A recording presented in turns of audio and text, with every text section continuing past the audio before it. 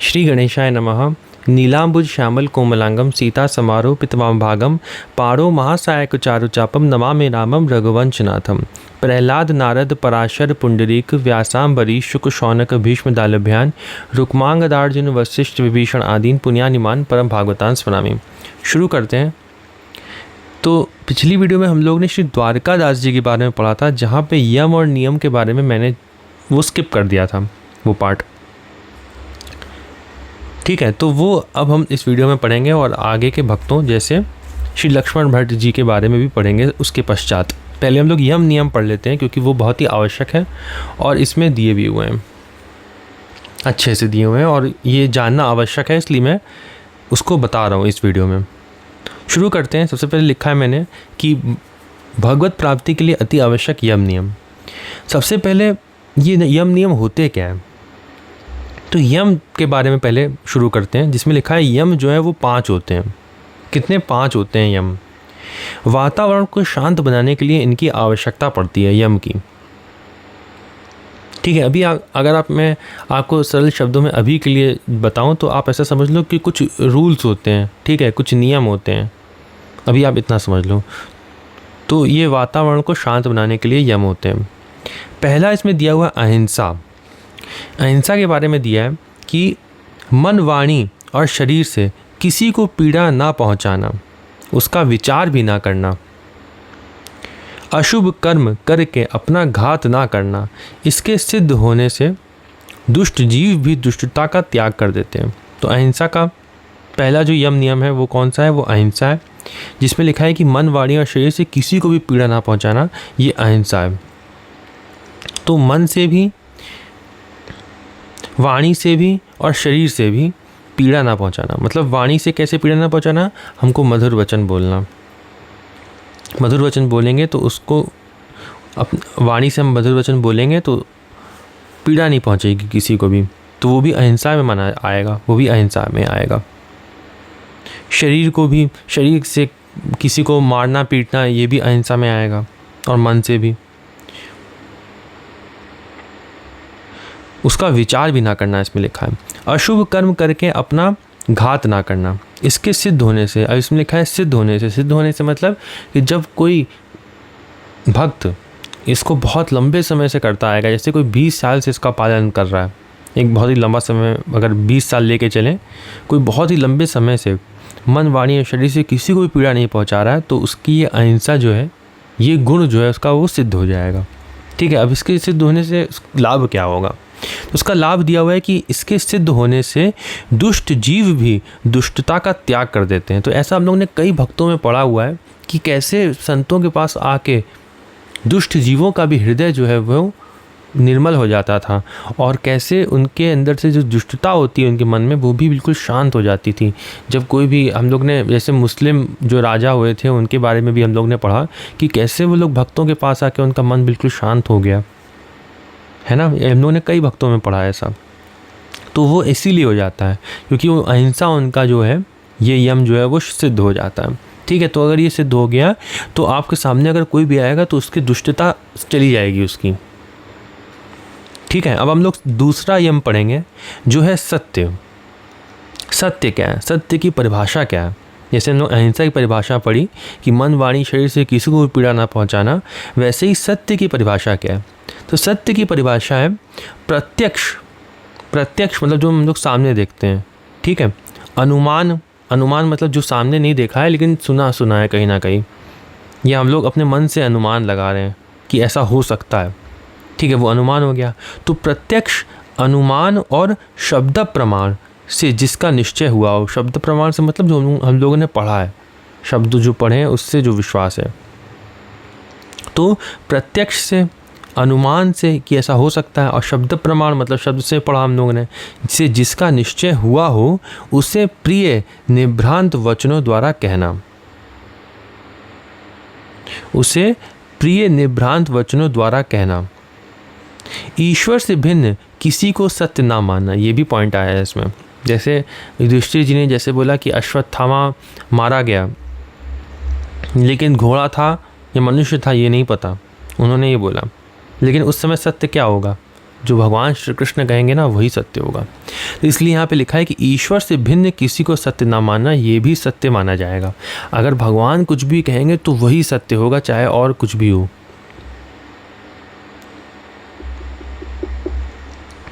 ठीक है। और यहाँ पे लिखा हुआ है कि ईश्वर के सिवा किसी को सत्य ना मानना, इसका अर्थ ये भी है कि यहाँ पे संसार जो है वो झूठा है और भगवान ही सत्य हैं। तो भगवान को ये केवल सत्य मानना, बाकी संसार की समस्त वस्तुएं जो हैं वह झूठी हैं, वे नश्वर हैं, तो ये माना ये भी सत्य में आता। ईश्वर से भिन्न किसी को सत्य ना माना, इसके सिद्ध होने पर, अब ये सिद्ध होने पर मतलब जो कोई लंबे समय से इसका पालन करेगा अब जीवन में, तो ये यम जो है वो सिद्ध हो जाएगा। और अगर ये सिद्ध हो जाता है तो क्या होगा? इसके सिद्ध होने पर वाणी, क्रिया और फल का आश्रय हो जाती है। इसका अर्थ क्या है? इसमें दिया हुआ है, अर्थात उसके मुख से जो निकलता है वही सत्य हो जाता है। अगर कोई सत्य की प्रैक्टिस करेगा बहुत लंबे समय तक, इस यम का पालन करेगा, तो उससे वो जो भी कहेगा वो सच हो जाएगा। अब हम लोग आगे पढ़ेंगे अस्तेय। अस्तेय का अर्थ क्या होता है? कि चोरी नहीं करना। ठीक है, आगे पढ़ते हैं। लिखा है निषिद्ध रीति से, निषिद्ध मतलब जो गलत है। ठीक है, तो गलत रीति से दूसरों का द्रव्य ग्रहण ना करना, यह है अस्तेय का अर्थ। मतलब अगर सामान्य भाषा में कहें तो होगा चोरी ना करना। निषिद्ध रीति से दूसरों का द्रव्य ग्रहण ना करना, वस्तु के स्वामी की अनुमति के बिना उसे काम में ना लाना। जो भी उसका स्वामी है उसकी अनुमति के बिना काम में ना लाना।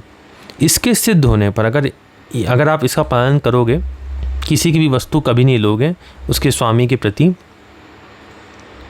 तो ये सिद्ध हो जाएगा। वैसे स्वामी कौन है? वैसे पूरी सृष्टि के जो मालिक हैं वो भगवान ही हैं।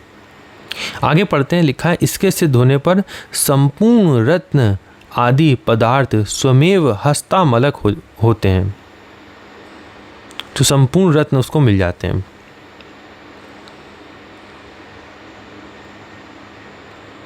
आगे पढ़ते हैं ब्रह्मचर्य।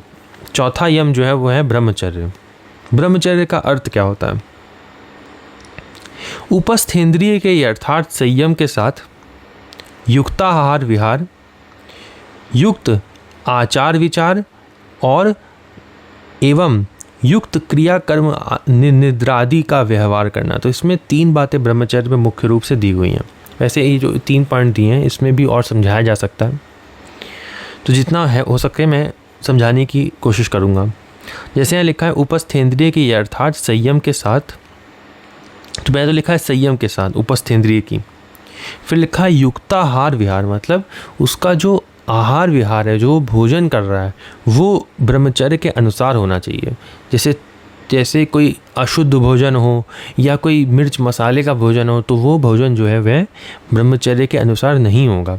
तो अगर कोई मिर्च मसाले खा रहा है या फिर अशुद्ध कोई भोजन खा रहा है, तो वो ब्रह्मचर्य का पालन नहीं कर रहा है। अगर वो कर रहा है तो पहला पॉइंट इसमें यही लिखा हुआ है कि इसका आहार विहार ठीक होना चाहिए, भोजन ठीक होना चाहिए।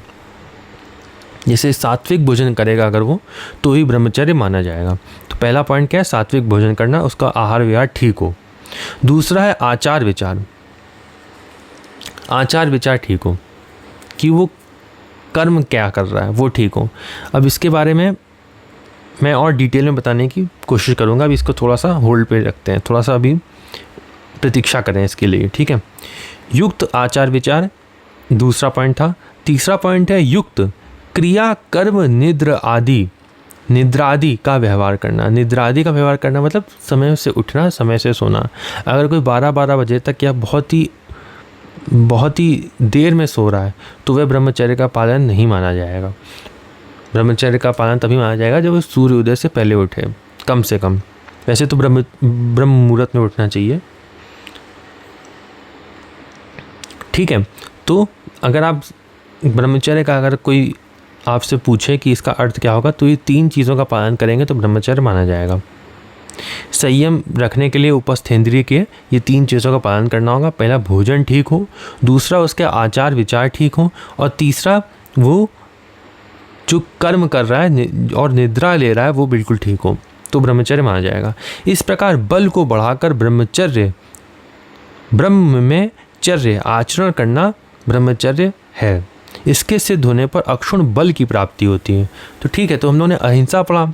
अहिंसा से क्या फल मिलता था कि दुष्ट अगर सामने आएगा तो अपनी दुष्टता छोड़ देगा।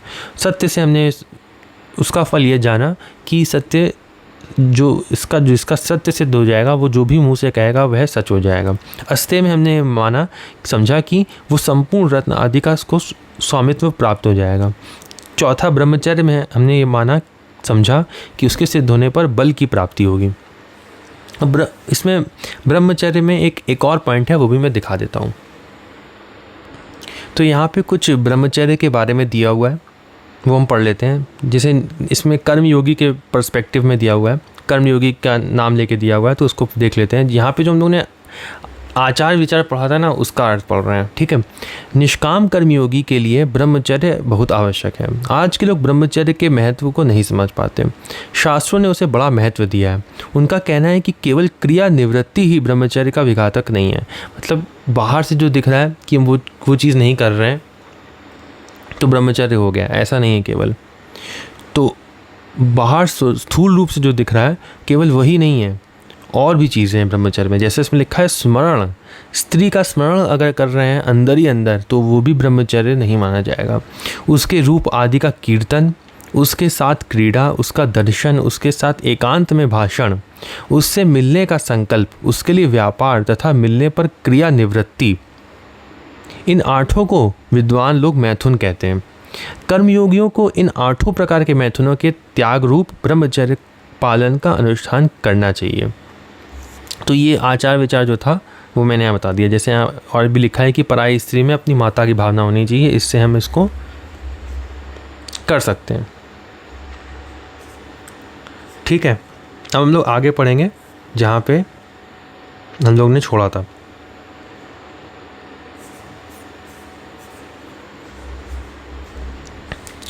आगे लिखा है अपरिग्रह।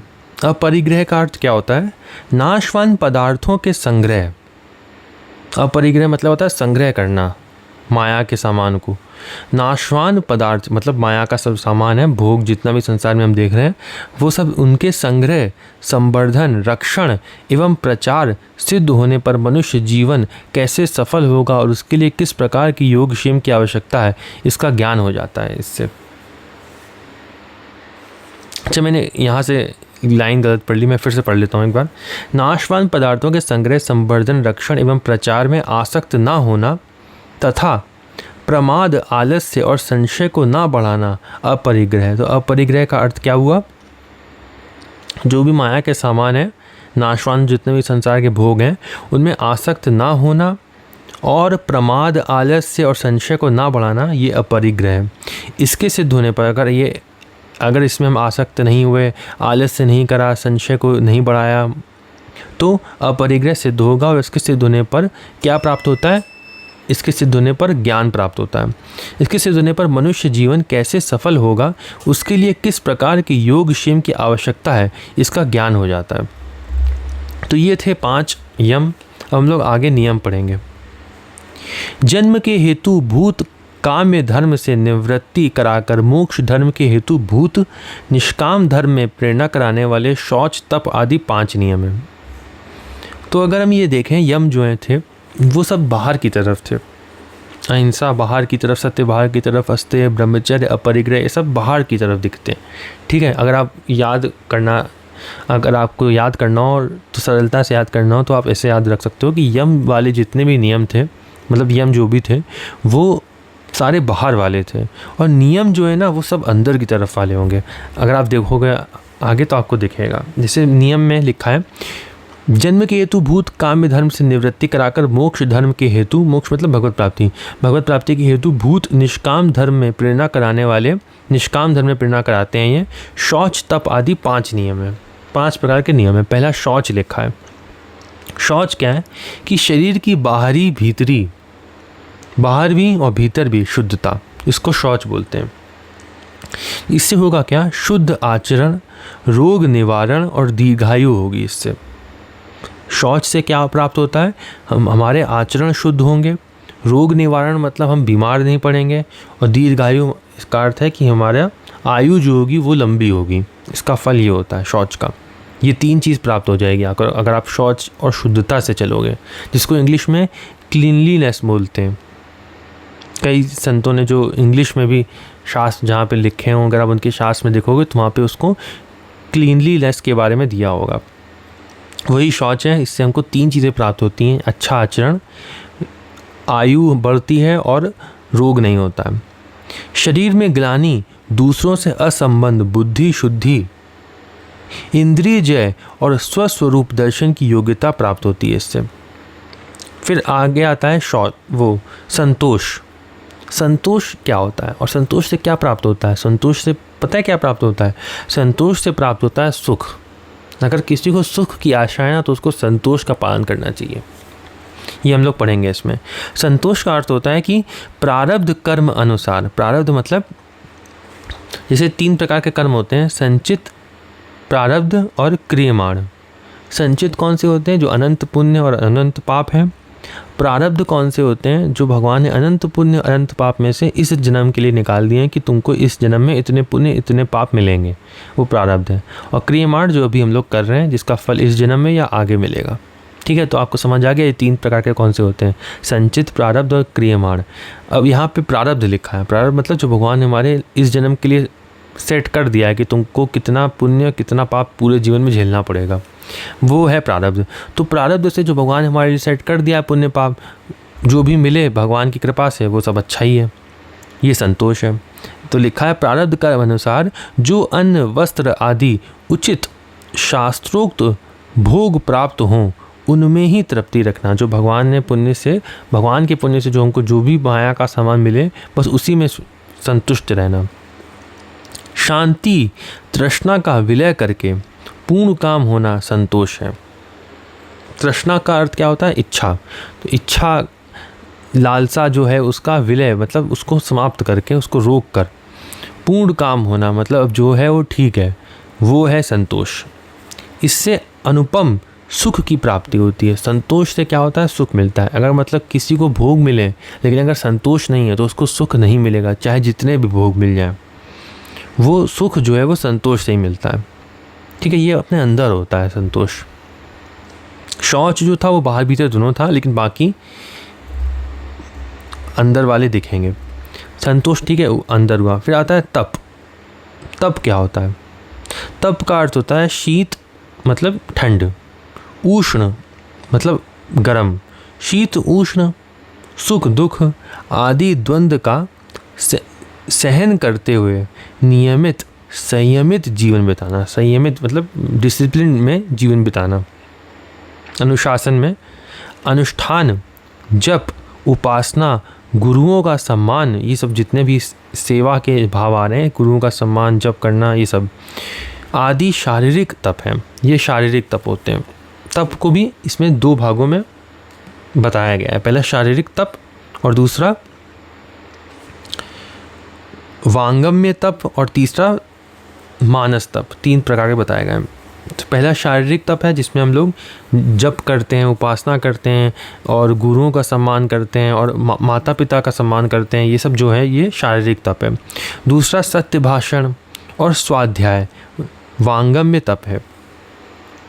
ठीक है, सत्य भाषण और स्वाध्याय। स्वाध्याय क्या होता है? जो हम लोग ये शास्त्र पढ़ रहे हैं ना उसको स्वाध्याय बोलते हैं। जो हम लोग ग्रंथ पढ़ रहे हैं उसको स्वाध्याय बोलते हैं। तो ये जो शास्त्र पढ़ना और सत्य बोलना ये सब वांगम्य तप है। मन की प्रसन्नता, मौन, सौम्यता तथा आत्मनिग्रह मानस तप है। ये मन के तप है। मन से प्रसन्न रहना, मौन रहना, सौम्य रहना, ये सब मन के तप है। फिर आगे आता है स्वाध्याय। नियम का चौथा जो है वो स्वाध्याय है। स्वाध्याय मतलब शास्त्र पढ़ना। इसके लिए लिखा है पठन पाठन श्रवण मनन एवं निधिध्यासन। ये 4 भाग होते हैं शास्त्र पढ़ने के। शास्त्र ऐसे ही पढ़ा जाता है। कैसे? पहले हम पढ़ेंगे, फिर सुनेंगे। हम तो पढ़ते पढ़ते ही सुन लेते हैं, है ना। पढ़ा और फिर उसका श्रवण करा, सुन लिया, ध्यान से सुन लिया, मतलब ध्यान से सुन के अंदर मन में बैठाया। फिर मनन करा। उसका मनन मतलब होता है, मनन का अर्थ होता है चिंतन करना। जब हमने शास्त्र पढ़ लिया, ग्रंथ बंद करके पोथी जो है रख दी, तो उसके बाद हम उसका चिंतन करेंगे कि हमने क्या पढ़ा, उसको कहते हैं मनन। और फिर चौथा आता है निधिध्यासन, जिसका अर्थ होता है कि अपने जीवन में उतारना। यही हम लोग ने रामचरितमानस की भूमिका में भी पढ़ा था, हनुमान प्रसाद पोद्दार जी ने लिखा था, उन्होंने भी यही बताया था कि स्वाध्याय इसी तरह से किया जाता है, पढ़ना, ध्यान से सुनना और फिर पोथी रखने के बाद उसका चिंतन करना और फिर उसको जीवन में उतारना। ये 4 सीक्वेंस क्रम है स्वाध्याय का। आगे दिया है, इसके द्वारा परा अपरा विद्याओं का संपादन, प्रभु का साक्षात्कार करना स्वाध्याय है। इससे इष्ट देव के दर्शन होते हैं। तो स्वाध्याय का फल क्या होता है? जिसको भगवान के दर्शन करने हो उसको शास्त्र का पाठ करना चाहिए, उससे भगवान के दर्शन होते हैं, ये इसका फल है। फिर 5वां जो नियम है वो है ईश्वर प्रणिधान। सब कर्म और उनके फल ईश्वर को अर्पण करके निष्काम होना, सब भगवान के लिए करना, इसका अर्थ है मन वाणी शरीर के सभी व्यापार ईश्वर को समर्पित करके अनन्य भक्ति युक्त होना ईश्वर प्रणिधान है। ये ईश्वर प्रणिधान माना जाएगा, भगवान की प्रसन्नता के लिए सब करना। जहाँ पे अर्पण करना लिखा होता है उसका अर्थ भी वही होता है, क्या कि सब कुछ भगवान की प्रसन्नता के लिए करना।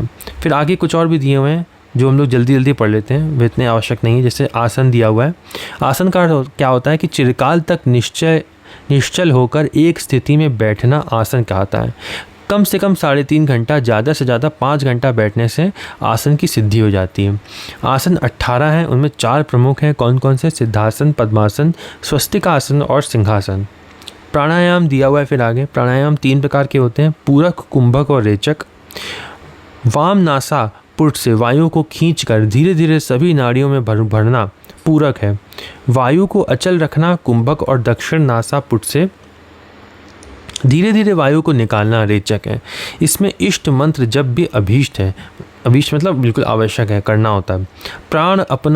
प्राण अपान समान आदि वायुओं से मन को रोकने का अभ्यास प्राणियों का आयाम प्राणायाम है। नीति, धौती, वस्ती, नौली, घर्षण और त्राटक, ये 6 कर्म प्राणायाम में सहायक है। सब प्राणायाम में आते हैं, योगी लोग इसका पालन करते हैं। फिर प्रत्याहार दिया हुआ है। प्रत्याहार का अर्थ होता है इंद्रियों को राग द्वेषात्मक विषयों में विवेक बल से निवृत्त करके उनका अयोग्य आहार बंद करके चित्त के अधीन करना प्रत्याहार है। मतलब तप से इंद्रियों को रोक कर कंट्रोल में करना, ये प्रत्याहार है। धारणा लिखा है आध्यात्मिक, आधिदैविक और आध्यात्मिक, आदि भौतिक तथा आधिदैविक भेद से 3 प्रकार के ध्येय देशों में से किसी योग्य ध्येय में चित्त को एकाग्र करना धारणा कहलाती है। ध्यान क्या है? धारणा देश में तैल धारावत मन का अखंड प्रवाह तथा मन का निर्विषय होकर इष्ट रूप में लग जाना ही ध्यान है। तैल धारावत का अर्थ होता है जैसे तेल अगर आप भगोने में निकालो तो वो कैसे लगातार बिल्कुल गिर रहा होता है, धार उसकी बिल्कुल लगातार गिरती है। पानी की धार लगातार नहीं गिरती है, लेकिन तेल की आप धार देखो बिल्कुल लगातार गिरती है, तो उसका अर्थ होता है निरंतर। ये तैल धाराव्रत अविच्छिन्न जो है, ये भाव भागवत पुराण और भगवद गीता में बहुत बार आया है। इसका अर्थ होता है तैल धाराव्रत अविच्छिन्न, इसका अर्थ होता है कि निरंतर, बिल्कुल 1 सेकंड के लिए भी बिल्कुल ध्यान जो है भगवान में से हटे ना, इसलिए ये तैल धारावत शब्द प्रयोग किया जाता है। जिसमें लिखा है कि तैल धारावत मतलब बिल्कुल निरंतर भगवान में इष्ट रूप में लग जाना ही ध्यान होता है। भेद ध्यान, अभेद ध्यान 2 प्रकार का होता है इसमें भी। फिर आगे समाधि दिया हुआ है। ध्येय वस्तु के स्वरूप को प्राप्त हुआ मन संकल्प विकल्प से रहित होकर जब भगवान की प्राप्ति हो जाती है और हम संकल्प विकल्प मतलब कामना से रहित हो जाते हैं और पूरे बिल्कुल कठपुतली समान हो जाते हैं, केवल ध्येय के स्वरूप में स्थित हो जाता है। ध्येय मतलब भगवान के स्वरूप में स्थित हो जाता है और संकल्प विकल्प जो है रुक जाते हैं, तब उस अवस्था को समाधि कहते हैं। एक मत से ध्याता देह का एकीकरण समाधि है। असंप्रज्ञात संप्रज्ञात ये 2 भेद हैं समाधि के। श्री द्वारकादास जी भक्ति योगी थे। अब ये सब जो आगे दिया हुआ है, हम लोग द्वारकादास जी का चरित्र पढ़ चुके हैं और पूर्ण जी का भी पढ़ चुके हैं। अब हम लोग उससे आगे श्री लक्ष्मण भट्ट जी के बारे में अब पढ़ेंगे। यहाँ से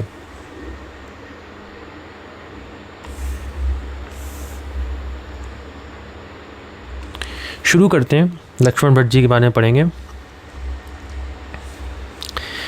श्री रामानुज पद्धति प्रताप भट्ट लक्ष्मण अनुसर्यो सदाचार मुनि वृत्ति भक्ति भजन भागवत उजागर, भक्तनि सो अति प्रीति दश, भक्तनि सो अति प्रीति भक्ति दशधा को आगर, संतोषी सुठी शील हृदय स्वार्थ नहीं लेसी, परम धर्म प्रतिपाल संत मार्ग उपदेसी, श्री भागवत बखानी के नीर शीर विवरण करियो, श्री रामानुज पद्धति प्रताप भक्त लक्ष्मण अनुसर्यो। अब हम लोग इसका अर्थ पढ़ेंगे। श्री लक्ष्मण भट्ट जी ने श्री रामानुज संप्रदाय की पद्धति के अनुसार भगवान की सेवा पूजा का अनुसरण किया। आप महान सदाचारी, सदाचारी महान, ये जो गुण होते हैं सब सदा, जैसे इसमें लिखे हैं सदाचार, मुनिवृत्ति, संतोषी, शील, ये सब गुण जो हैं वो भले ही हमारे अंदर भी ये सब गुण दिखें, हम लोग सामान्य मनुष्यों के अंदर, लेकिन जो हमारे अंदर दिखते हैं वो केवल बहुत ही अणुमात्र होते हैं, और जो भक्तों में दिखते हैं वो पूर्ण रूप से दिखते हैं। जैसे सत्य, कभी कभी हम भी सत्य बोलते हैं, लेकिन क्या हम सत्य माने जाएंगे? नहीं माने जाएंगे। भक्त जो होते हैं वो सदा सत्य बोलते हैं, तो ये सदा संतोषी रहते हैं, सदा शील में रहते हैं, सदा सदाचार का पालन करते हैं, और हम कभी कभी करते हैं। तो इसलिए हमारे अंदर ये गुण नहीं है। ये सब गुण भगवान में और भक्तों में होते हैं। तो इनके अंदर जो लिखा गया ना कि अब महान सदाचारी थे, तो ये सदा हमेशा ही सदाचार में रहते थे, कभी भी इनका नियम एक दिन भी टूटता नहीं था। ठीक है, तो आशा करते हैं इससे आप समझ गए होंगे। आगे पढ़ते हैं। आप महान सदाचारी, मुनियों की सी वृत्ति स्वीकार करके जीवन में धारण करके जीवन यापन करने वाले भजन परायण और यशस्वी भगवत भक्त थे। भगवत भक्तों में आपका बड़ा भारी स्नेह था। आपके हृदय में दशधा भक्ति का निवास था। 10 प्रकार की जो भक्ति होती है उसका निवास था इनके हृदय में। आप परम संतोषी, बड़े शीलवान थे। संतोषी का अर्थ हम लोगों ने पढ़ लिया, इसीलिए मैंने इनका जो चरित्र था इसमें शील, संतोषी, सदाचार ये सब आ रहे थे ना, इसलिए मैंने वो यम नियम वाला पहले पढ़ाया था, जिससे आप इसको अच्छे से समझ सकें। तो आप संतोषी थे। संतोषी जब सिद्ध होता है, संतोष तो क्या होता है? सुख प्राप्त होता है। तो जिसको सुख प्राप्त करना है उसको संतोष रखना चाहिए सदा। ठीक है, आगे पढ़ते हैं। आप परम संतोषी, बड़े शीलवान थे। नाम मात्र का भी स्वार्थ आप में नहीं था। नाम मात्र का भी स्वार्थ आप में नहीं था। जिससे भगवत भक्ति दृढ़ हो, उस परम धर्म का पालन करने वाले तथा संतों का जो मार्ग उसके उपदेशक थे। श्रीमद् भागवत की कथाएं कहकर आपने सत और असत का उसी प्रकार विवेचन किया जैसे हंस नीर और शीर का करता है। तो भागवत का इन्होंने कथाएं कहीं। इस प्रकार श्री भट्ट जी ने असत को छोड़कर सत अर्थात भगवत शरणागति को ग्रहण किया। सत मतलब सत्य जो है, असत मतलब झूठ है। तो माया को छोड़कर भगवान को ग्रहण किया। सत का मतलब वैसे सदा भी होता है, जैसे सच्चित आनंद में जो आता है ना, तो सत का अर्थ सदा होता है। सदा कौन है? भगवान है। बाकी सदा संसार नहीं है, हमेशा नहीं रहेगा संसार। आगे पढ़ते हैं। इसमें यहाँ दिया हुआ है विशेष चरित्र। पहले इसको पढ़ लेते हैं, फिर इसके बारे में हम लोग दूसरी वाली जो भक्तमाला है उसमें इसे भी पढ़ेंगे। तो लिखा है, लक्ष्मण भट्ट जी श्रीमद् वल्लभाचार्य जी के पिता एवं श्री राम जी के भक्त थे। तो लक्ष्मण भट्ट जी कौन थे? श्रीमद् वल्लभाचार्य जी के पिता थे। एक बार एक शिष्य के यहाँ श्रीमद् भागवत की कथा कही, उसमें प्रचुर भेंट आई। ठीक है, उसमें भेंट आई।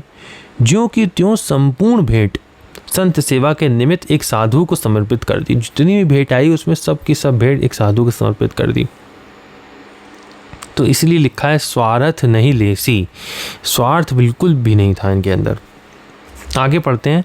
एक बार एक राजा ने आपको कथा के लिए निमंत्रित किया। ठीक है, एक राजा ने कथा के लिए निमंत्रित किया। उसी तिथि में एक संत ने इनसे कथा के लिए आग्रह किया। उस तिथि में एक संत ने भी आग्रह किया। तो राजा के यहाँ ना जाकर संत के यहाँ कथा करने गए। तो ये अगर कोई दूसरा होता तो लोभ के कारण वह राजा के यहाँ जाता, क्योंकि ज़्यादा अधिक धन मिलेगा, लेकिन ये संत के यहाँ कथा करने गए। ऐसे संत प्रेमी और निर्लोभी थे। एक बार यात्रा में श्री ठाकुर जी के लिए रसोई बनाई। यवनों ने मना करने पर भी छू दिया, तो यवनों के पेट में पीड़ा हुई। ठीक है, और मलमूत्र से वस्त्र बिगड़ गए। उन्होंने अपराध कर दिया, क्योंकि ये बिल्कुल शुद्धता से अपना भगवान का भोजन बना रहे थे, अमनिया बना रहे थे प्रसाद के लिए, और वो उन्होंने छू दिया और वो अशुद्ध हो गया। तो फिर ये दूसरी जगह चले गए और इन्होंने उस बात का बिल्कुल बुरा नहीं माना। लेकिन भगवान जो है वह सदा दंड देते हैं, भगवान सदा देख रहे होते हैं, तो भगवान ने दंड दिया उनको। फिर उनके साथ बुरा हुआ तो फिर वो क्षमा मांगने आए, और फिर जैसा यहाँ लिखा हुआ है कि चमत्कार देखकर इनके पास में आए। इन्होंने कहा कि साधु ब्राह्मणों के भोजन के निमित्त धन दो और साधु ब्राह्मणों से माफ़ी मांगो। उन्होंने ऐसा ही किया, तभी उनके पेट की पीड़ा शांत हुई। तो जितना इसमें दिया हुआ था वहीं पे समाप्त होता है। हम लोग इनका चरित्र जो श्री गणेश दास जी महाराज की भक्तमाल में दिया हुआ है वो भी पढ़ लेते हैं। उसमें बहुत ही अच्छा दिया हुआ है, मैं उसमें से दिखा देता हूँ।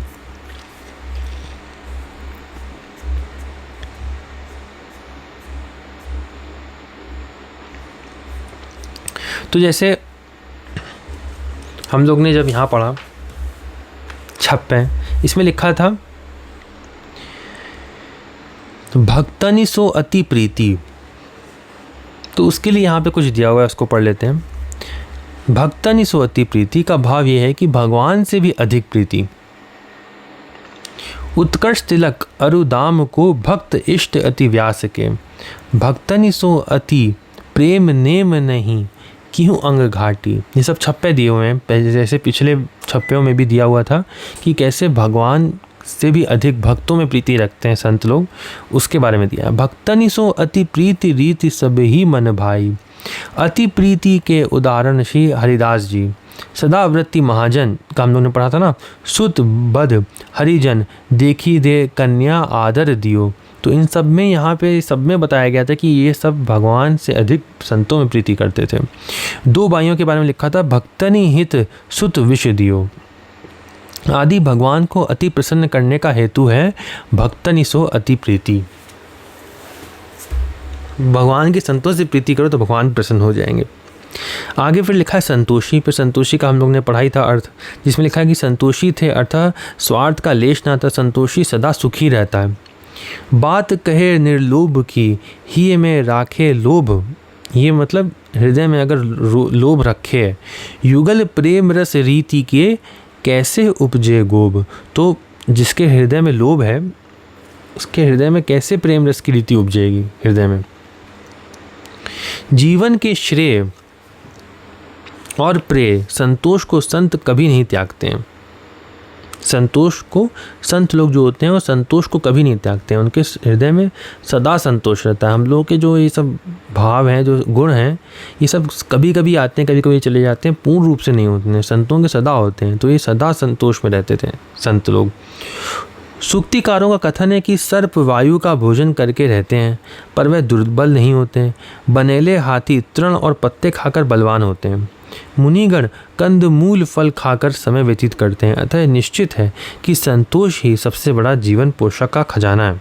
संतोष के न रहने से लोभ बढ़ेगा, उससे चोरी करने का स्वभाव बनता है, उससे मिथ्या हिंसा आदि सभी दुर्गुण आ जाते हैं। जैसे हम लोगों ने भगवद गीता में भी पढ़ा है कि कैसे कामना से फिर लोभ होता है, फिर लोभ से फिर क्रोध होता है। उसमें बड़ी लंबी लाइन दी हुई है भगवद गीता में, जिसमें पूरा क्रम बताया गया है कि कैसे कामना से क्रोध लोभ और ये सब आ जाते हैं। काम क्रोध लोभ मोह मद मत्सर सब आ जाते हैं अगर एक भी आया तो वैसे ही यहाँ पे भी लिखा हुआ है कि लोभ बढ़ेगा, फिर चोरी करने का स्वभाव होगा, मिथ्या हिंसा सभी दुर्गुण आ जाएंगे। आगे दिया हुआ है कि लक्ष्मण भट्ट जी संत थे। संत की पहचान उसकी वाणी से ही हो जाती है। जैसे संत जो होते हैं उनके वैसे कई चिन्ह होते हैं संत पहचान के। यहाँ पे दिया हुआ है कि संत की पहचान जो है वाणी से भी हो जाती है। ठीक है, यहाँ पे दिया हुआ है संत वाणी की पहचान दी हुई है। ठीक है, क्या दिया हुआ है, संत वाणी कैसी होती है। जो पुरुष चित्त को प्रसन्न करने वाला हो तो मधुर वचन बोले। ठीक है, जो पुरुष चित्त को प्रसन्न करने वाला हो, व्यसन से विमुख हो। जो व्यसनी होगा वो कभी भक्त नहीं हो सकता। जिसमें किसी न किसी चीज़ की लत है वो व्यसन होता है, तो वो जिसके अंदर है वो भक्त नहीं होगा। तो भक्त की संत वाणी की पहचान क्या होती है कि वो प्रसन्न करने वाली होती है, उनका जो पुरुष चित्त को प्रसन्न करने वाला हो, चित्त को प्रसन्न कर देता है, भक्त से मिलकर सब प्रसन्न हो जाते हैं।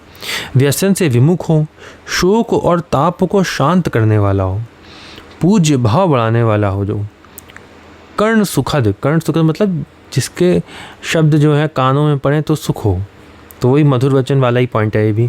न्याय अनुकूल, न्याय से चले, सत्य है हो, हितकर हो, मान रहित अर्थ गर्भित, मान प्रतिष्ठा नहीं हो, मान से रहित हो, विवाद रहित हो और निर्दोष वचन बोलने वाला हो, कोई दोष युक्त ना हो वचन, उसे ही विवेकी जन संत कहते हैं। तो संतवाणी में इतने सारे पॉइंट होते हैं, इतनी सारी बातें संतवाणी में होती है। ऐसे वचनों से संत मार्ग अर्थात साधन मार्ग का उपदेश होता है। ऐसे वचनों से ही साधन का उपदेश होता है। साधन मतलब जो भगवत प्राप्ति का क्रम जो होगा वो ऐसे मार्ग, ऐसे वचनों से ही हो सकता है। संत वचनों को सप्रेम सुनने वाला भी संत ही बन जाता है। जो भी प्रेम से संत वचनों को सुनेगा वह भी संत बन जाएगा। ये स्वयं आचरण करके उपदेश देते थे, लिखा है स्वयं आचरण करके उपदेश देते थे। तो जो कोई भी अगर केवल बोले और स्वयं आचरण ना करे तो उसकी वाणी झूठ होगी, वो सत्यता से समझा भी नहीं पाएगा और वो बोल भी नहीं पाएगा। तो संत जो होते हैं वो स्वयं आचरण करते थे और तभी उपदेश देते थे। वैसे ही यहाँ पे लिखा हुआ है, जीव दया, सभी जीवों पर दया करते हैं, नाम में रुचि होती है इनके संतों के, भगवान नाम में रुचि होती है, और वैष्णव सेवा ही संत मार्ग है। आगे दिया हुआ है कि आप वल्लभाचार्य जी के पिता रामानुज संप्रदाय में दीक्षित थे, ये हम लोग पढ़ ही चुके हैं। फिर जैसा हम लोगों ने पढ़ा था कि इन्होंने राजा के यहाँ कथा ना करके संत के यहाँ कथा कही थी, तो इसके लिए ये भी लिखा है कि लोभ से कथा का सार चला जाता है। जिसके अंदर भी धन की आशा होगी फिर वो उसकी कथा भी धन वाली होगी केवल, और वो प्रेम प्राप्ति के लिए, भगवत प्राप्ति के लिए नहीं हो पाएगी। ये जो है वो सत्संग की भावना से कहा करते थे। ठीक है, ये रामानुज पद्धति के थे, तो इसका अर्थ, कहने का अर्थ है कि ये विशिष्टाद्वैत सिद्धांत मानते थे। ठीक है, ये हम लोगों ने पढ़ा हुआ है आगे, अद्वैत, द्वैताद्वैत, विशिष्टाद्वैत, अचिंत्य भेदाभेद और द्वैत, ये हम लोगों ने पढ़ा हुआ है। आगे पढ़ते हैं, लिखा है कि एक बार यात्रा करते हुए कहीं मार्ग में ठहरे, समय होने पर ठाकुर जी के लिए भोग बनाया। इसी बीच में कई यवन आ गए। आपने मना किया कि इधर मत आइए, आग के स्पर्श से, छाया से पड़ने से सामग्री ठाकुर जी के भोग योग्य नहीं हो रहेगी, क्योंकि भगवान जो है वो पवित्र भोजन ही ग्रहण करते हैं। अगर कभी भी कोई अपवित्र भोजन भगवान को अर्पण करेगा तो सर्वंतर्यामी भगवान जो है वह उसको ग्रहण नहीं करेंगे। तो इन्होंने इसलिए उनसे मना करा कि आप पास में मत आओ, भोजन अशुद्ध हो जाएगा। लेकिन वह लोग अड़ गए कि हम तो बैठेंगे, तुम हमारा क्या कर लोगे। आप चुप रहे। उन्होंने रसोई छू ली, आप वहाँ से चल दिए, दूसरी जगह जाकर पुनः रसोई बनाई। तो ये बिल्कुल क्रोधित नहीं हुए। ठीक है, भट्ट जी की रसोई अपवित्र करके वह लोग बहुत प्रसन्न हो रहे थे, वह प्रसन्न हो रहे थे और ये क्रोधित नहीं हुए। तो भगवान ने उनकी तरफ से दंड दिया कि कुछ देर के बाद उनके पेट में पीड़ा होने लगी और मलमूत्र से उनके वस्त्र दूषित हो गए। हम लोग पढ़ ही चुके हैं। यहाँ पे लिखा भी हुआ है कि आपको रोष था ही नहीं। इनको बिल्कुल भी क्रोधित नहीं थे। ये भगवान की जो संसार है वह भगवान ही चला रहे हैं, ऐसा संत लोग सोचते हैं, इसलिए बिल्कुल क्रोध नहीं करते हैं। सब भगवान की माया, सब कुछ भगवान ही करते हैं, ऐसा मानते हैं। ठीक है, ये बिल्कुल क्रोधित नहीं थे। सभी ने कहा कि महाराज मेरे अपराध को जो चाहिए वह दंड दीजिए, यह उन्होंने कहा। तब आपने कहा कि इस ग्राम के सभी साधु ब्राह्मणों को भोजन कराने के लिए धन दो और उनसे माफ़ी मांगो, तथा उन्होंने ऐसा ही किया। फिर सभी पीड़ा रहित और शांत हो गए।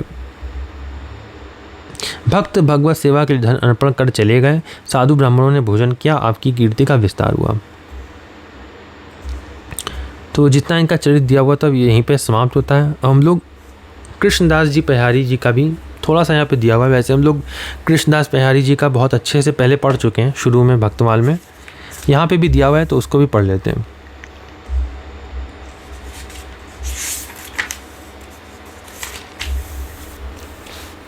स्वामी श्री कृष्णदास जी पहारी, ये श्री रामानंदाचार्य जी के शिष्य थे। आगे पढ़ते हैं, शुरू करते हैं। दधीची पाछे दूसरी करी, कृष्णदास कली जीती, कृष्णदास कली जीती, न्योति नाहर पल दियो, अतिथि धर्म प्रतिपाली, प्रगट जश जग में लियो, उदासीनता अवधि कनक कामिनी नहीं रात्यो, राम चरण मकरंद रहत निस दिन मद मात्यो, गलिते गलित अमित गुण, सदाचार सुठी नीति, दधीची पाछे दूसरी करी, कृष्णदास कली जीती। महान सिद्ध संत पयहारी जी श्री कृष्णदास जी जयपुर में श्री गलता जी की गद्दी पर विराजते थे। ये हमने पहले 38वें में पढ़ा हुआ है। आप अनंत दिव्य गुणों से संपन्न, बड़े सदाचारी और अच्छे नीतिज्ञ थे। श्री दधीची जी के बाद इस कलयुग में उत्पन्न होकर कलिकाल के विकारों पर आपने विजय प्राप्त की।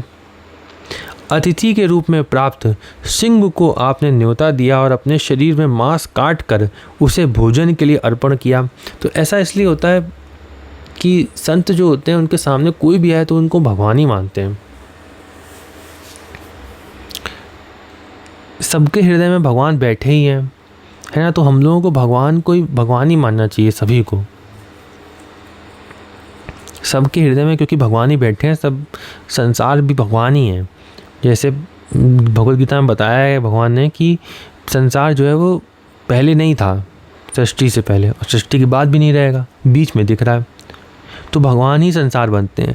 ये बात हम लोगों ने बहुत अच्छे से भागवत पुराण में भी पढ़ी है, जिसमें हम लोग ने पढ़ा है कि दिन और रात जो है भगवान की आँखें होती हैं, आंखें बंद होना और वो खुलना, ये दिन रात होता है। भगवान के केश हैं, भगवान की पीठ है, सब हम लोग ने सब प्रथम स्कंद में, या फिर प्रथम था कि दूसरा स्कंद था, शुरू में हम लोग ने भागवत पुराण में ये सब पढ़ा था कि भगवान ही स्वयं संसार बन जाते हैं। तो वैसे ही भगवान के जो भक्त होते हैं ना, उनके सामने भी भगवान के सिवा कोई आ ही नहीं सकता।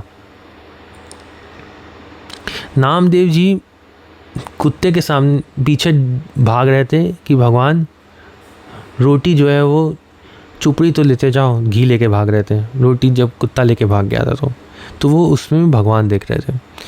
ऐसे नामदेव जी ही थे जिसमें उनका जब घर जल रहा था तो वो और घी डाल रहे थे कि भगवान ये भी ले लो।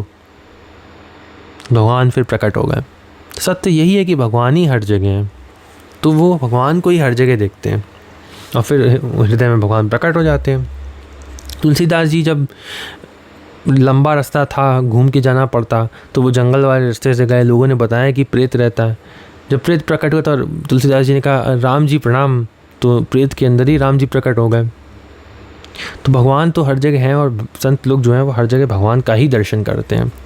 वैसे ही इन्होंने भी उस सिंह में जो शेर प्रकट हुआ, शेर जो आया, उसमें भी भगवान का दर्शन किया। वैसे ही हम लोगों ने जो अभी 2 बाइयों के बारे में पढ़ा था, जिसमें राजा ने शेर छोड़ दिया था और उस बाई ने नरसिंह भगवान मानकर उनकी पूजा करी थी और फिर वो वापस जाके सबको खा गया था वो शेर, लेकिन उन्होंने तो पूजा करी थी। ये भी हम लोग ने पढ़ा था। तो हम लोग ने 3-4 दृष्टांतों से ऐसा समझ लिया कि हाँ, भगवान के भक्त जो हैं वो हर तरफ भगवान को ही देखते हैं। ठीक है, आगे पढ़ते हैं।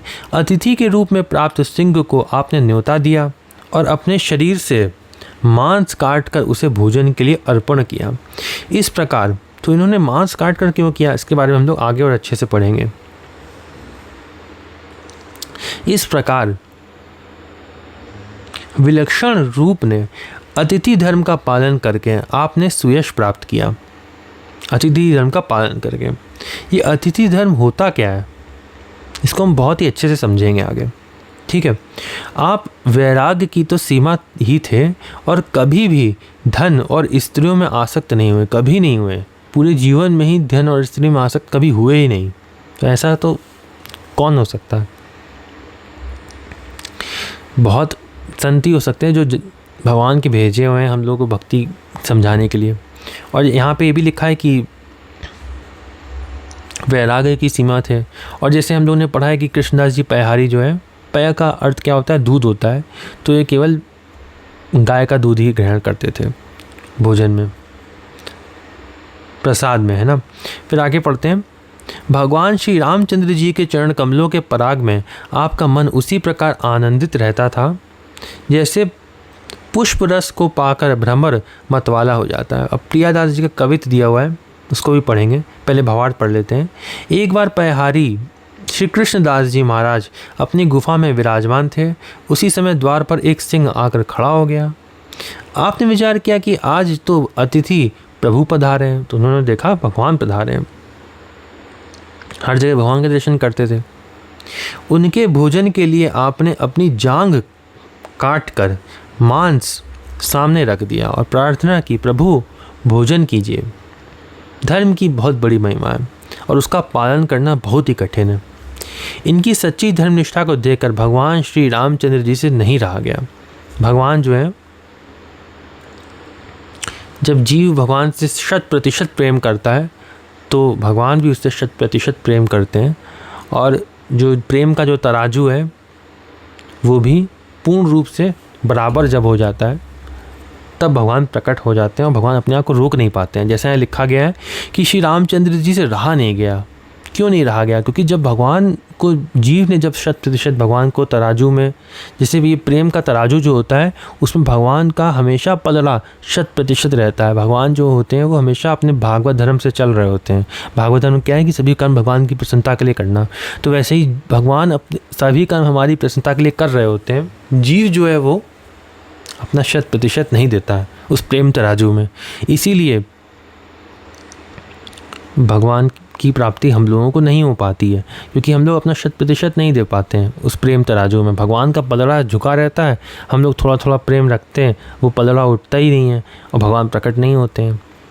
अगर हम अपना पूरा रख दें तो प्रेम तराजू बराबर हो जाएगा, फिर भगवान आ जाएंगे, भगवान से रहा नहीं जाएगा।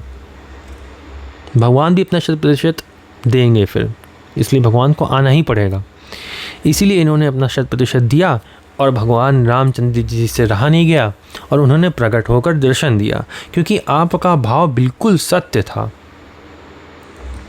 यहाँ लिखा है क्योंकि आपका भाव बिल्कुल सत्य था, जो इनका प्रेम जो था वो बिल्कुल सत्य था।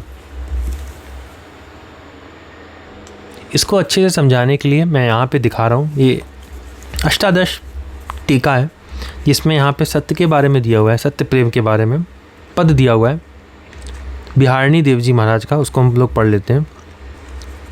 जो साचो सो साचो मिले, तो को गने न लेखो चले, भूलियो बार बार बौर आई, अब ही मिलियो ठीक सब आई। दृष्टांत देते हुए कहते हैं कि जो कोई साँचे सत्य स्वरूप से सच्चा होकर, उसके समान सच्चा होकर, उसके अनुकूल सच्चा होकर मिले, तो फिर कोई भी गिनता नहीं कि इसका क्या स्वरूप है, क्या स्वभाव है आदि, तथा ना लेखा प्रमाण लिखा हुआ भी नहीं चलता, उसकी जरूरत नहीं पड़ती। ऐसे ही श्री हरि गुरु परम सत्य स्वरूप माने सच्चे हैं। तो यहाँ लिखा है ना कि दर्शन दिया,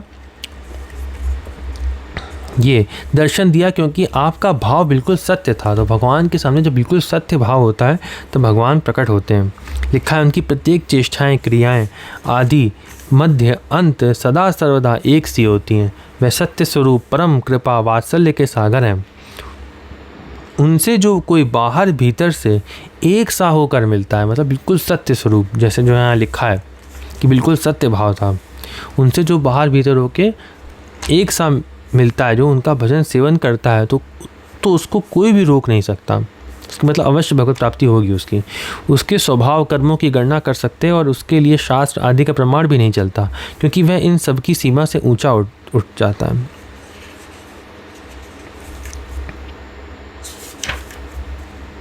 तो आशा है कि इसमें आपको ये समझ में आ गया होगा कि भगवान से बिल्कुल हमको सत्य रहना चाहिए, बाहर भीतर से बिल्कुल शुद्ध। जिनका भाव बिल्कुल सच्चा था, भगवान प्रकट हो गए। भगवान श्री रामचंद्र जी का दर्शन करके जांग का दुख ना जाने कहाँ चला गया। संसार में लोग अतिथि को अन्न जल देने में ही कष्ट का अनुभव करते हैं। संसार में अतिथि आता है तो हम लोग क्रोधित हो जाते हैं, और उन्होंने देखो भगवान मानकर शेर को भी, सिंह को भी भगवान मानकर उसका अतिथि स्वीकार किया, भगवान उससे प्रसन्न हो गए। संसार में लोग अतिथि को अन्न जल देने में ही कष्ट का अनुभव करते हैं, तब इस प्रकार अपने शरीर का दान कौन कर सकता है। आपके इस चरित्र को सुनकर लोगों के मन में महान आश्चर्य होता है। अब हम लोग और इसके बारे में श्री गणेशदास जी वाली भक्तमाल में से भी पढ़ ले रहे हैं कि उसमें क्या दिया हुआ है। उसमें जो हम लोग ने यहाँ पढ़ा था अतिथि सत्कार, अतिथि सेवा, उसके बारे में बहुत अच्छा दिया हुआ है, तो वो पढ़ लेते हैं।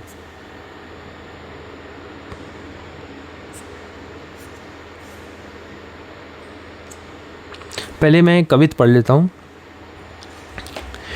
बैठे हैं गुफा में देखी सिंह द्वार आए गयो, लयो बेचारी हो अतिथि आज आयो हैं। दही जांग काटी डारी कीजिए आहार अजू, महिमा अपार धर्म कठिन बतायो है। दियो दर्शन आए सांच में रहियो न जाए, निपट सच्चाई दुख जान्यो न बिलयो है।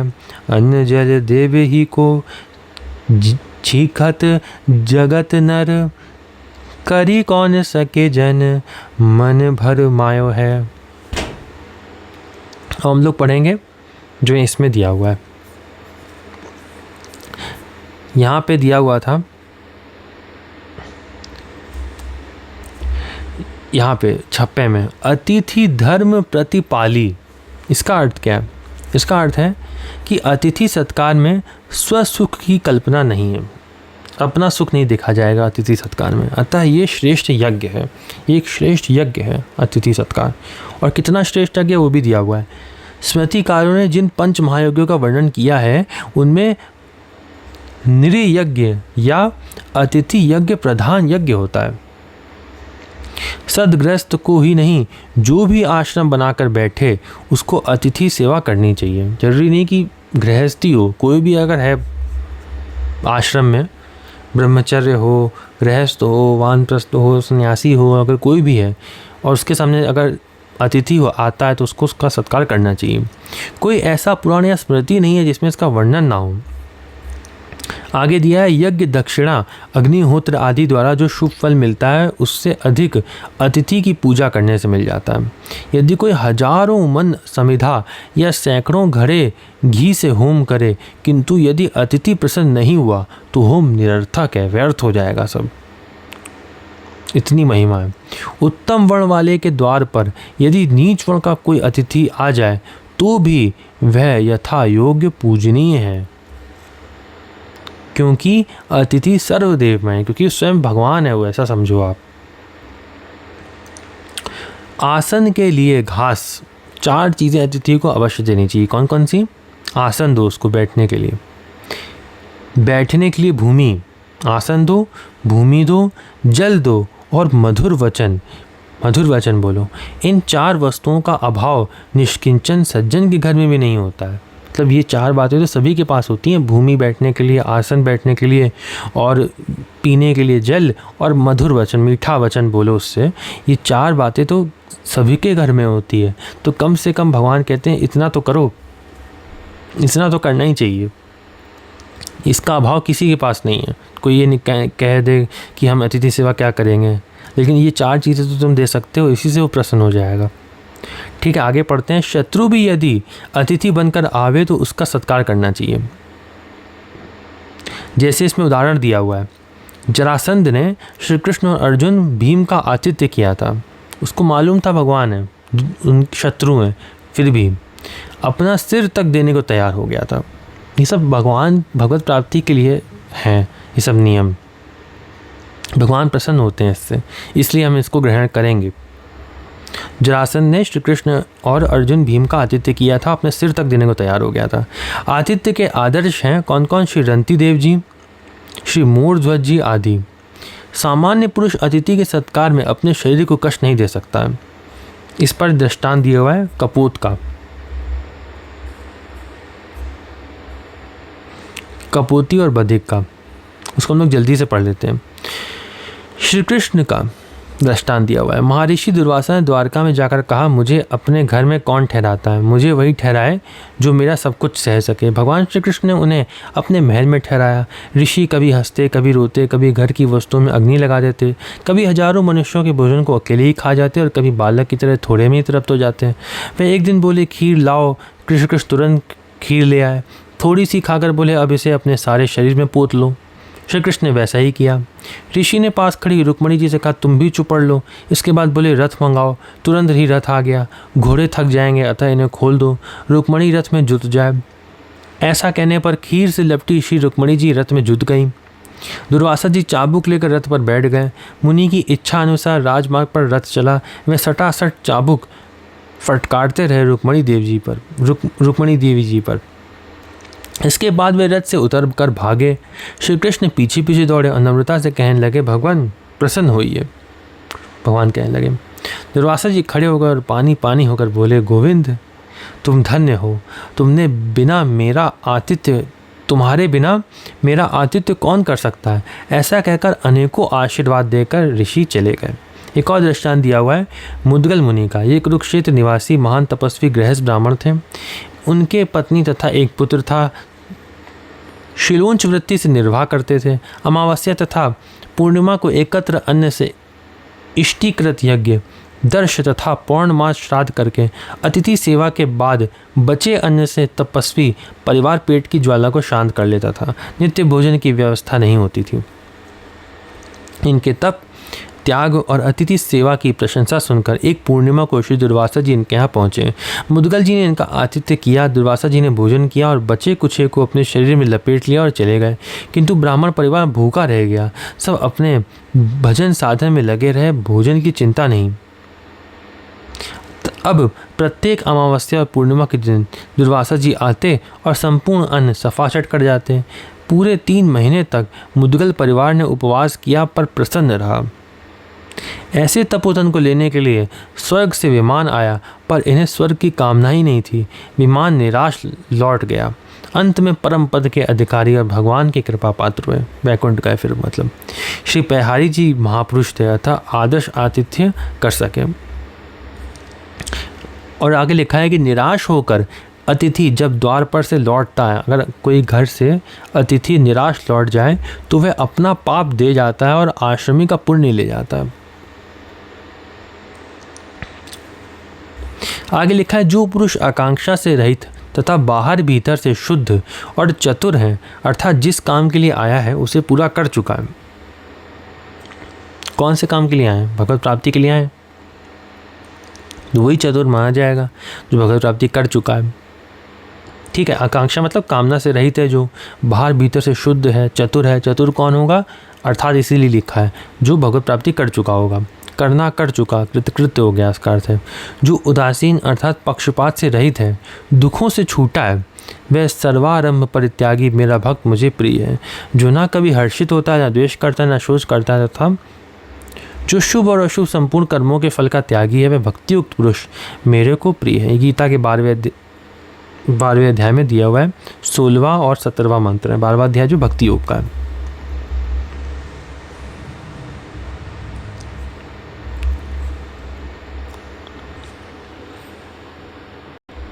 आगे पढ़ लेते हैं। लिखा है, सूठी नीति लिखा है 56 में। उसका अर्थ लिखा है कि आपका नीति न्याय जो था उत्तम था। जहाँ दूसरे के साथ अन्याय नहीं करना चाहिए, वहाँ अपने साथ तथा अपने लोगों के साथ भी अन्याय नहीं करना चाहिए। सर्वदा दया में व्यवहार करना चाहिए। अशुभ कर्म करना अपने साथ अन्याय और आत्मघात होता है। फिर लिखा है दधीची, यहाँ लिखा है ना पहले ही लाइन में, दधीची पाछे दूसरी करी कृष्णदास से कली जीती। तो उसके लिखा है, श्री दधीची जी का चरित्र देखिए, हम लोग पहले पढ़ चुके हैं। और पैहारी जो थे, पैहारी कृष्णदास जी जो थे, वो कौन थे? वह शत्रुघ्न जी के अवतार थे। और भक्तमाल के कर्ता गोस्वामी श्री नाभाद जी के दादा गुरु थे, गुरु के गुरु थे मतलब।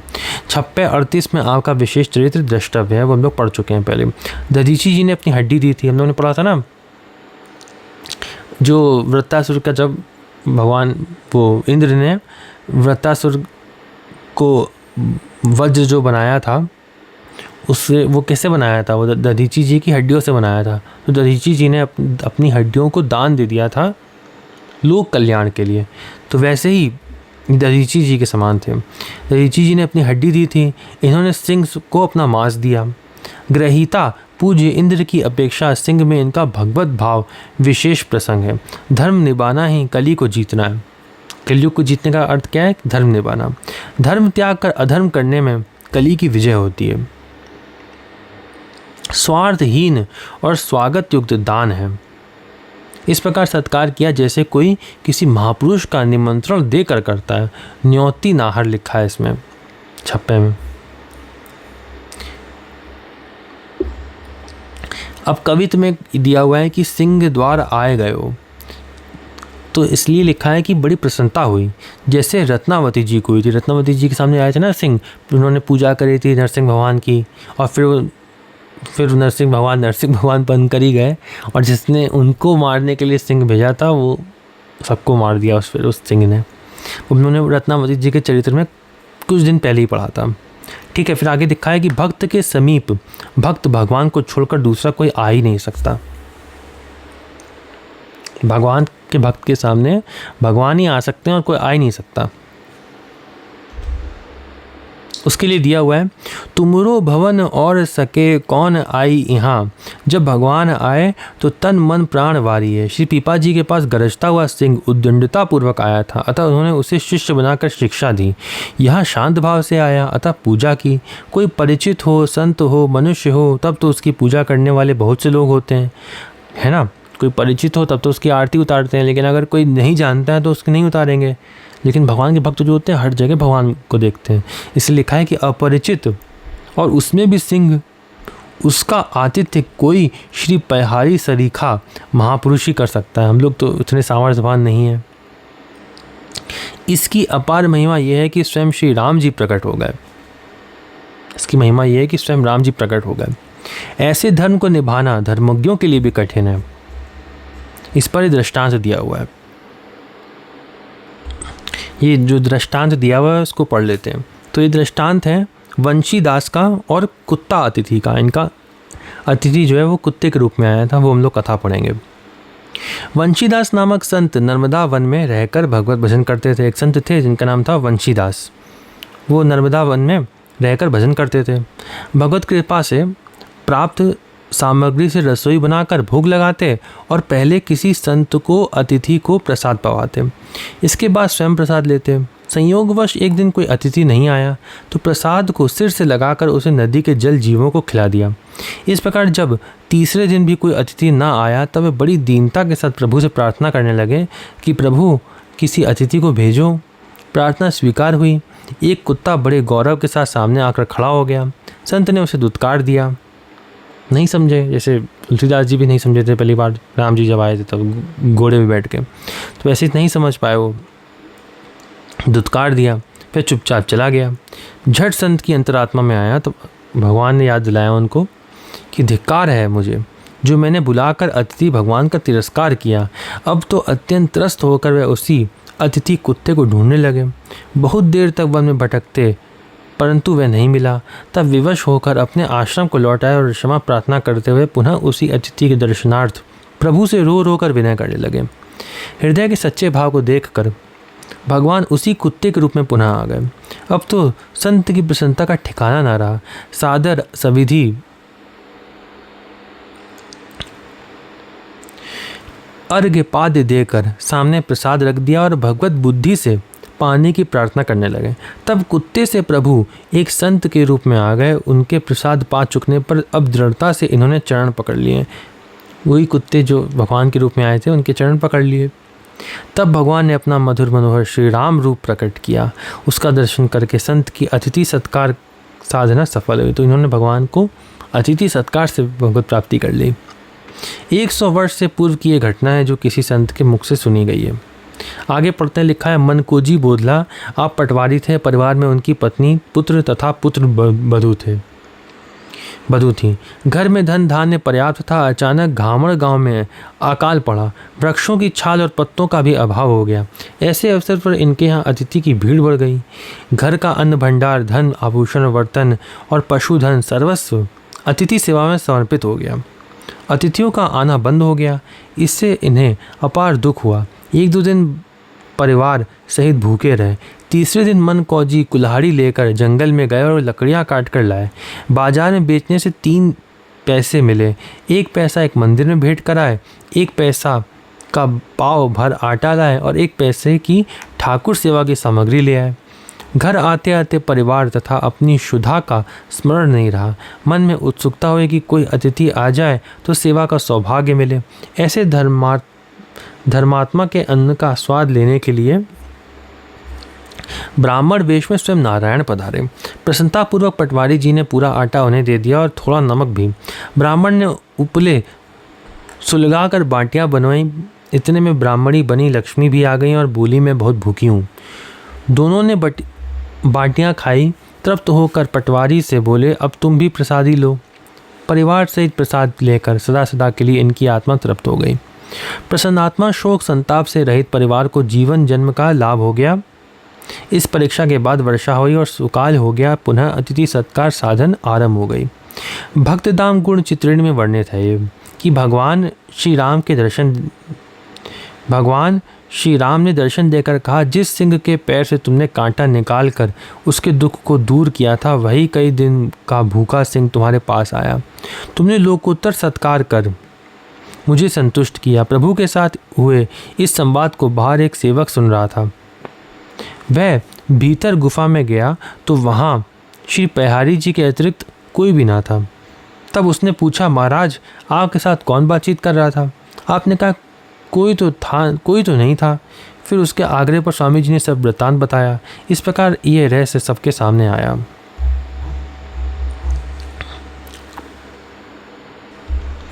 जो जितना इसमें दिया हुआ था वो हम लोग ने यहीं पे समाप्त करते हैं। और अगली वीडियो में हम लोग और भी संतों के बारे में पढ़ेंगे, जैसे श्री गदाधर दास जी के बारे में पढ़ेंगे, नारायण दास जी के बारे में पढ़ेंगे। राधे राधे।